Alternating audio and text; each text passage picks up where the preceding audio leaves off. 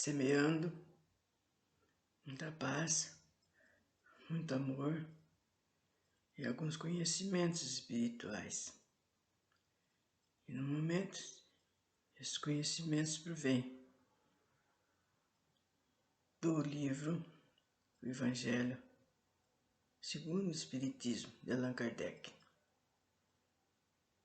Caso alguém tenha alguma dúvida ou queira se ampliar, é só procurar esse livro e outros que darão melhores conhecimentos, ou melhor, aquilo que a pessoa quiser ampliar seus conhecimentos. Jesus dizia: dai gratuitamente o que recebestes gratuitamente. O dom do curar. Preces pagas, mercadores expulsos do templo e a mediunidade gratuita. O dom de curar. Curai os enfermos, ressuscitai os mortos, limpai os leprosos, expulsai os demônios, dai gratuitamente o que recebestes gratuitamente. Mateus, versículo 10. Dai gratuitamente o que recebestes gratuitamente, disse Jesus aos seus discípulos. Por esse ensinamento, recomenda não cobrar aquilo que nada se pagou. Portanto, o que tinham recebido gratuitamente era o dom de curar as doenças e de expulsar os demônios, ou seja, os maus espíritos. Esse dom lhe havia sido dado gratuitamente por Deus para o alívio dos que sofrem, para ajudar a propagação da fé. Ele lhes disse que não, para não fazerem dele um meio de comércio, nem de especulação, nem um meio de vida. Preces pagas. Disse em seguida a seus discípulos, na presença de todo o povo que o escutava: guardai-vos dos escribas que se exibem, passeando em longas túnicas, que adoram ser saudados em lugares públicos, de ocupar as primeiras cadeiras na sinagoga e os primeiros lugares nas festas, que sob o pretexto de longas preces devora as casas das viúvas. Essas pessoas receberão uma condenação mais rigorosa. Lucas, versículo 20. Jesus ensinou também: não façais que vos pague pelas vossas preces, como fazem os escribas, que sob o pretexto de longas preces devoram as casas das viúvas, ou seja, apossam-se de suas fortunas. A prece é um ato de caridade, um impulso do coração. Exigir pagamento por orar a Deus por outro é transformar-se em intermediário assalariado. A prece, desse modo, seria uma fórmula cuja duração seria proporcional à soma que se pagou. Portanto, de duas uma: ou Deus mede ou não mede as suas graças pela quantidade de palavras. Se é preciso muitas, por que dizer poucas ou quase nenhuma por aquele que não pode pagar? É falta de caridade, e se uma só basta, as demais são inúteis. Por que, então, cobrá-las?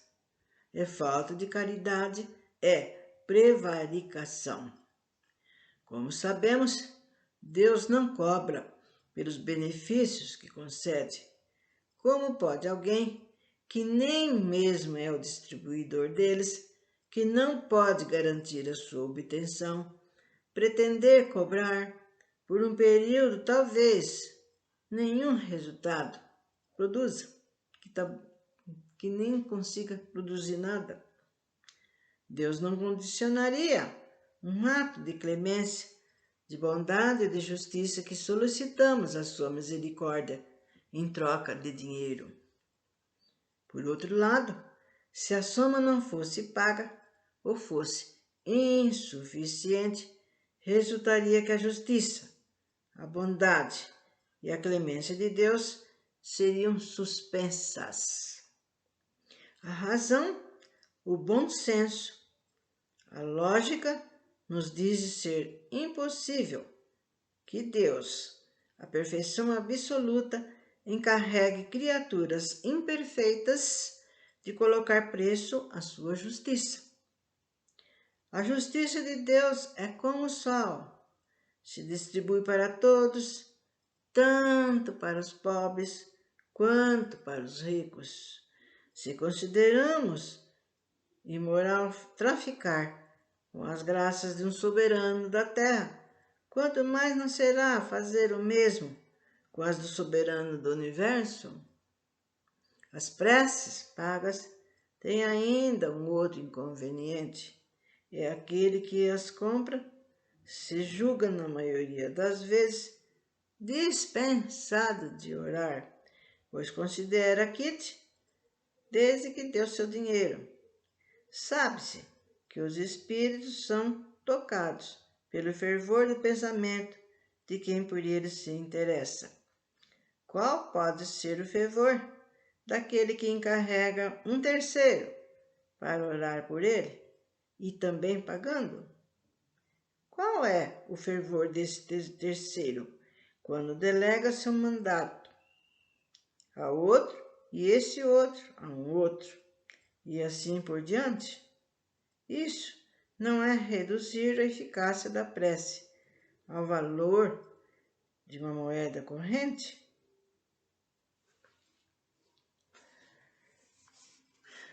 Isso a gente via muito, ainda às vezes, né?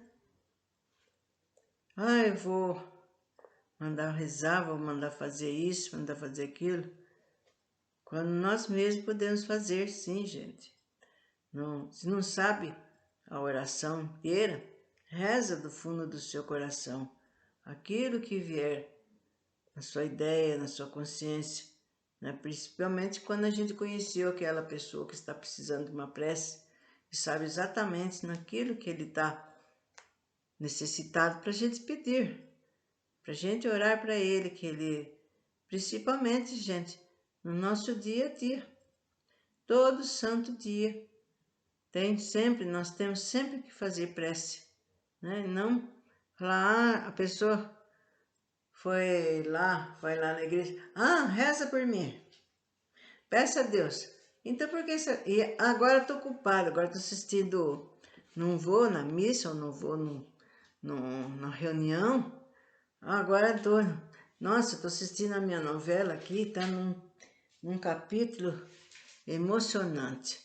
Outro dia eu vou, outra hora eu faço. E assim vai deixando as coisas, né? Que tem grande necessidade por coisas fúteis, sem importância.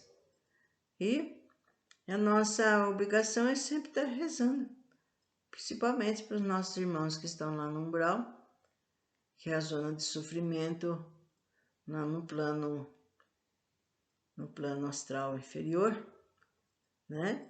E tem lugares piores do que o umbral, né? De mais sofrimentos. E para os nossos irmãozinhos que acabam de desencarnar, que estão desencarnando, vocês podem notar quantos desencarnes estão tendo, aumentando dia a dia o número desses desencarnes. E é uma boa hora de se rezar. Conheça ou não conheça. A gente leva o nosso pensamento a Deus e pede para todo e qualquer irmãozinho que está desencarnando que ele tenha toda a ajuda possível lá no plano astral, né, dos técnicos espirituais, ou mesmo que algum ser que já foi parente deles vem à sua procura, ou mesmo ali no ambiente. Porque não é fácil lá, gente, se comunicar devido às faixas vibratórias, né? Às vezes tem aquela faixa vibratória, não está vendo a outros que pertence a outra faixa vibratória, é um pouco difícil de explicar, mas é por aí. Então, não dá para chegar e falar, o que eu estou fazendo aí, gente, me acuda. Não é por aí. Então, vem nosso encalço. Por exemplo, se a pessoa foi uma pessoa honesta, seguidores dos ensinamentos, enfim, foi uma boa pessoa, na família, no serviço, procurou não prejudicar ninguém. Então esse ser, logicamente, que assim que ele desencarnar já vem, né? A sua mãezinha que estava esperando, ou então um irmão, um amigo de outra encarnação, que no momento ele não lembrava, lógico. E lá, então eles são explicados, olha, você não está mais no mundo carnal. Ah, mas como que eu estou assim desse jeito? Daí eles explicam, né? Que é por causa do perispírito, que tem a mesma forma que a gente está encarnado, a gente aparece. Não tem nada de dificuldade. Apenas nós temos que estar sempre presente com as orações e que elas cheguem naqueles nossos irmãozinhos, tanto encarnados como desencarnados, que estão precisando, principalmente os abandonados, né? Os viciados. Mercadores expulsos do templo. Vieram em seguida a Jerusalém, e Jesus, tendo entrado no templo, começou a expulsar de lá os que vendiam e compravam. Derrubou as mesas dos cambistas e as cadeiras dos que vendiam os pombos. Não permitiu que ninguém transportasse qualquer utensílio do templo.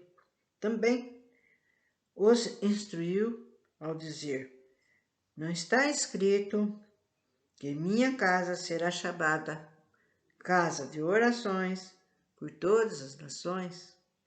Entretanto, fizesse dela um covil de ladrões.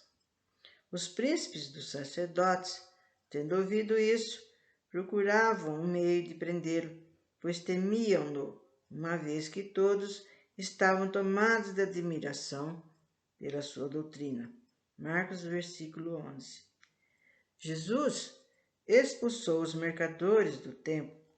Deste modo, condenou o tráfico das coisas santas sob qualquer forma.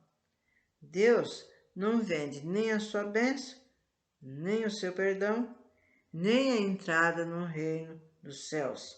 O homem não tem, pois, o direito de lhes estipular o preço, né?